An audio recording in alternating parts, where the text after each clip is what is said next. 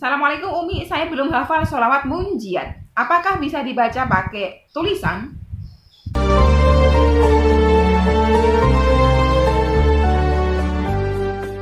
A'udzubillahiminasyaitonirrajim. Bismillahirrahmanirrahim. Alhamdulillahirabbil wassalatu wassalamu ala asrofil anbiya'i wal mursalin wa ala alihi washabbihi wattabi'in. Rabbi shrah li sadri wa yassir li amri wahlul 'uqdatam min lisani yafqahu qawli. Allahumma sholli ala sayyidina Muhammad wa ala sayyidina Muhammad. Assalamualaikum warahmatullahi wabarakatuh. Sobat Virus semuanya dirahmati oleh Allah Subhanahu wa taala dimanapun berada, semoga sehat selalu ya, semoga selalu dalam lindungan Allah Subhanahu wa taala. Saya mendoakan semoga sobat Virus semuanya saat ini sedang memiliki amanah-amanah hutang baik riba maupun non-riba, Allah lunaskan dengan cara-cara Allah yang mudah tanpa harus menggali lubang yang baru, tanpa harus menyentuh riba lagi, tanpa harus menjual aset, tanpa harus kesusahan, kepayahan ataupun direndahkan, dicaci maki, digunjing, diperolok-olok, dihinakan oleh manusia lain. Semoga sobat Winner semuanya yang saat ini sedang menghadapi kesulitan-kesulitan hidup, Allah bukakan pintu-pintu kemudahan. Semoga sobat Winner semuanya saat ini sedang bersedih hati, Allah jadikan kesedihannya menjadi kebahagiaan. Semoga sobat Winner semuanya yang saat ini masih menantikan pasangan hidup, Allah segera akan pertemukan dengan jodoh terbaik dari sisi Allah Subhanahu wa taala, segera dihalalkan. Semoga sobat Winner semuanya yang saat ini masih menantikan karunia momongan dari sisi Allah, Allah segerakan karuniai putra-putri yang soleh-solehah.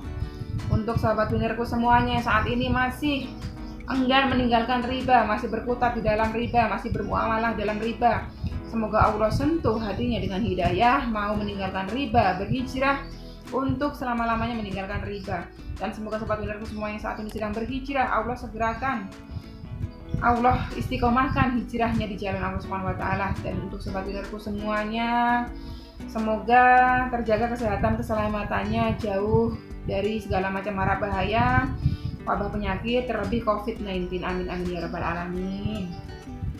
Alhamdulillah, masih terus bersyukur karena Allah selalu memberikan nikmatnya kepada kita ya setiap harinya, yang kita sendiri tidak bisa menimbangnya. Banyak sekali nikmat sehat, nikmat bisa merasakannya, merasakan apa aja, asin, asemnya, itu nikmat panca indera kita ya.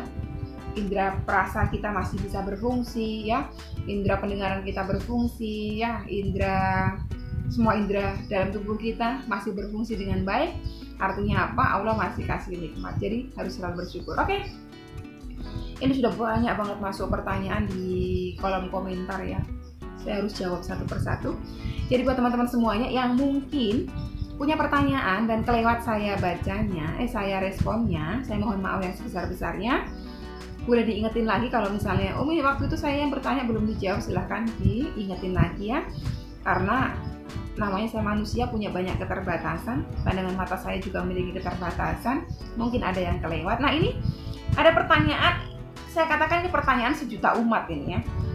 Berulang-ulang ditanyain, berulang-ulang saya jawab, tapi masih berulang-ulang ditanyain ya. Kita jawab, nanti kita kasih judulnya ini aja supaya gampang. Jadi orang carinya kalau besok-besok bertanya lagi ya, pertanyaan ini gampang carinya. Pertanyaan seperti ini ya. Ini saya sebutin banyak banget nih. Dari Neni Adam. Assalamualaikum Umi, saya belum hafal sholawat munjiat. Apakah bisa dibaca pakai tulisan? Lagi dari Akhirian Andreas. Assalamualaikum Umi, semoga Umi dan keluarga diberikan kesehatan oleh Allah Subhanahu wa taala. Amin, matur suwun. Doa yang sama buat panjenengan. Saya mau nanya, kalau saya belum hafal sholawat munjiatnya, boleh dibaca nggak Umi? Ya kan, sama kan? Sekian, terima kasih. Assalamualaikum warahmatullahi wabarakatuh. Dari Putri Drus Dava. Assalamualaikum Umi, saya ingin mengamalkan sholawat munjiat. Saya mau bertanya, apakah mengamalkan sholawat munjiat bisa dibaca di HP Umi? Soalnya saya belum hafal. Lagi mana tadi itu, ada dari Aki Suprapto. Mau tanya, saya kan belum hafal sholawat munjiat. Kalau mau mengamalkan sementara sambil baca boleh nggak? Kan sama kan? Sama, banyak banget sama pertanyaannya. Oke, kita jawab. Apakah boleh membaca sholawat sambil baca buku, sambil baca dari handphone? Boleh. Karena apa? Belum semua orang itu hafal, nggak semua orang udah hafal, ya kan? Orang hafal itu dari mana dulu? Dari menghafal. Ada yang menghafalnya membaca handphone, ada yang menghafalnya mendengarkan MP3. Silahkan pakai wasilah apa aja boleh. Baca dari handphone boleh, baca dari buku sholawat boleh, silahkan. Ya. sampai hafal. Terus Umi, kalau saya belum hafal sholawat munjiatnya, amalan melembutkan hatinya, saya ganti dengan sholawat lain bisa.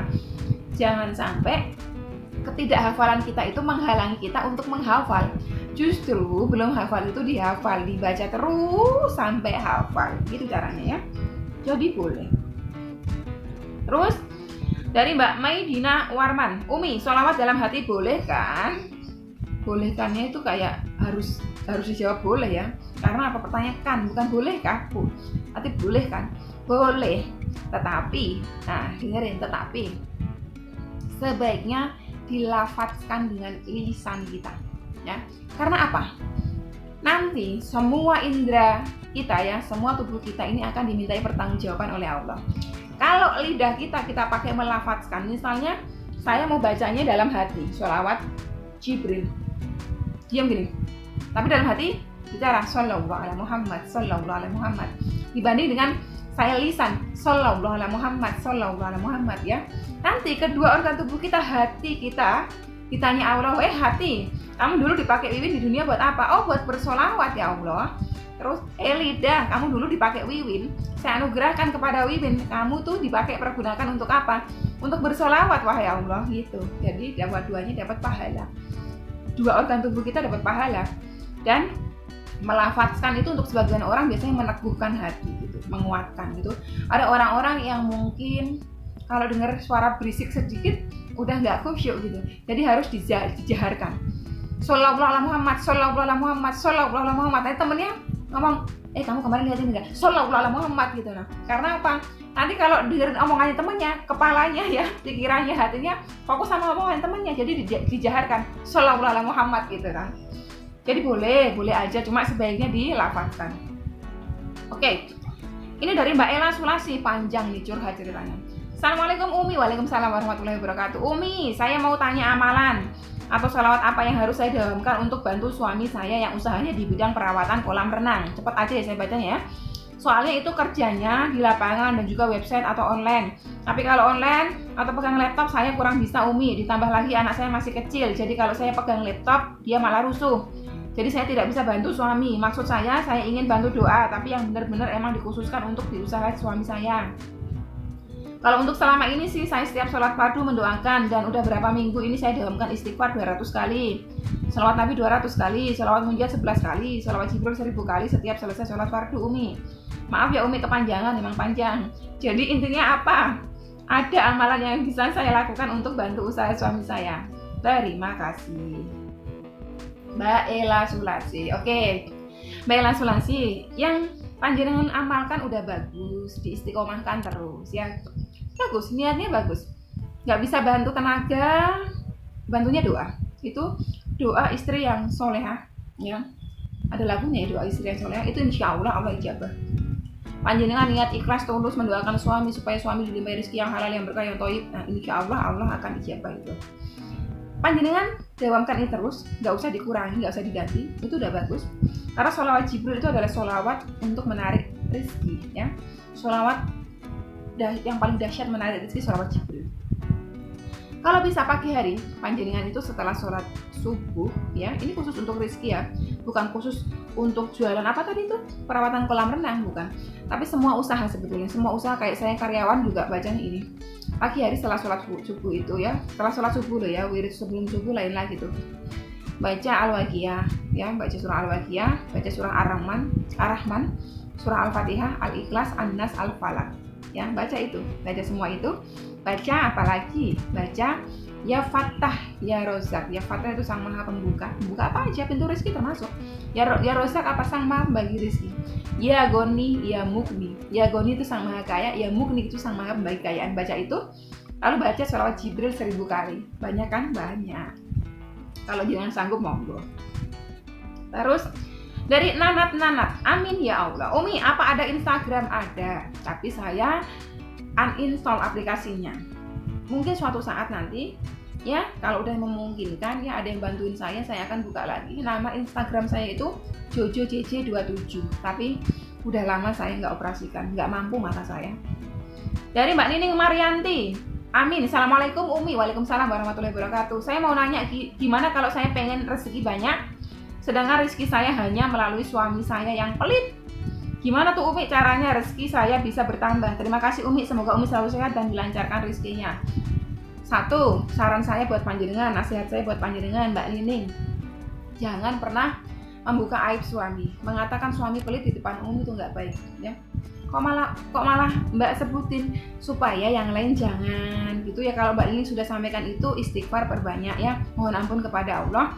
Karena laki-laki itu pakaian buat istri ya, perempuan pakaian buat suami ya. Buruk-buruknya suami kita cukup kita yang tahu, jangan diceritakan ke orang lain gitu. Saya selalu menegur anggota grup saya kalau pada ngulitin suami dan mertuanya, saya marah itu. Jangan dikulitin, itu aib, nggak boleh. Terus jangan katakan juga rezeki saya mana tadi itu, sedangkan rezeki saya hanya melalui suami saya. Dari mana tahu kalau rezeki dari hanya melalui suami?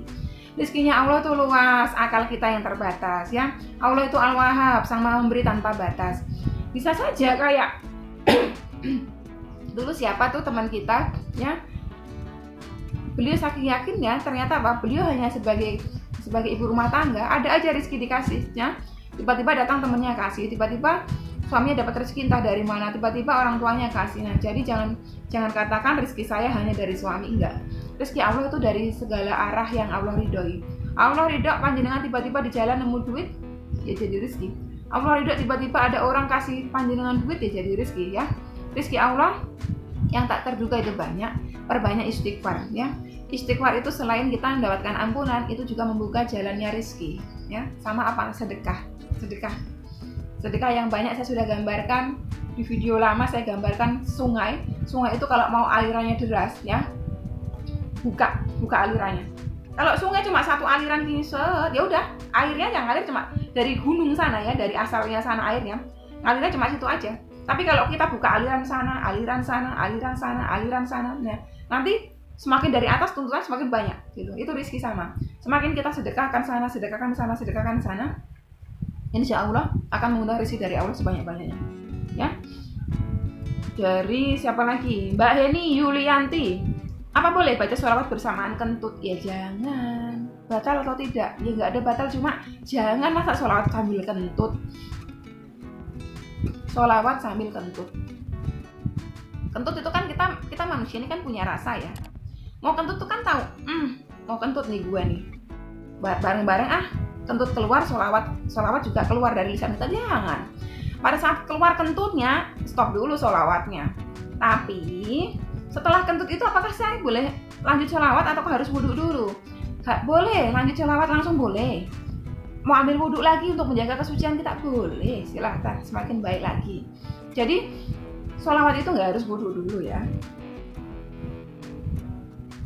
Assalamualaikum warahmatullahi wabarakatuh. Umi gimana awal tata cara mengamalkan sholawat yang Umi utarakan, karena kami hanya hamba yang awam. Mohon pencerahannya. Dari siapa ini? Hian, nggak tahu Aki Hian atau Mbak Hian, saya nggak tahu. Tata cara sholawat itu kalau ala saya begini ya. Ada orang yang bertawasul dulu boleh. Karena saya sendiri mengikuti yang sholawat sendiri ini adalah bentuk tawasul kita kepada Allah. Saya ada sampaikan di video lama itu yang judulnya apakah harus bertawasul dulu? Dijawab tidak harus, karena sholawat itu adalah bentuk tawasul kita kepada Allah. Saya biasanya paling tidak membaca basmalah atau Al-Fatihah dulu ya. Setelah sholat fardu itu biasanya saya baca dulu Al-Fatihah ya, hadiahkan kepada Rasulullah SAW. Setelah itu meniatkan dalam hati, ya Rob, hamba mau baca sholawat munjiat 11 kali kepada Rasulullah SAW karena engkau ya Rob ya, karena engkau, semata-mata karena mematuhi perintahmu, semata-mata karena mengharapkan ridhomu. Jadi niatnya itu semata-mata memang udah ngarepin ridhonya Allah aja, udah gak ngarepin lain-lain. Habis itu saya baca sholawatnya 11 kali, udah kelar kan? Udah kelar, saya biasanya kadang tutup Al-Fatihah. Setelah tutup Al-Fatihah, saya bermunajat kepada Allah. Pokoknya intinya saya munajat itu, saya selesaikan dulu semua wirid saya munajat di terakhir. Saya munajat kepada Allah, ya Rob, hamba mohon kepadamu dari keberkahan sholawat yang hamba amalkan kepada Rasulullah SAW, yang hamba aturkan kepada Rasulullah SAW, agar engkau ridho kepada hamba. Kabulkanlah seluruh hajat-hajat hamba, semua hajat berjendral-jendral saya sebutin, lebih dari satu, saya sebutin semua gitu. Jadi sesimpel itu kalau saya ya, nggak tahu. Mungkin ya kalau dari guru-guru kita lain lagi, lebih bagus lagi ya. Kalau saya seperti itu. Oke, sampai di sini dulu video kali ini ya Q&A-nya, karena saya bagi nanti di sesi kedua ada lagi. Masih banyak pertanyaan yang saya harus jawab. Kalau misalnya masih ada pertanyaan-pertanyaan dari teman-teman semuanya, silahkan disampaikan di kolom komentar dengan bahasa-bahasa yang santun, bahasa-bahasa yang sopan.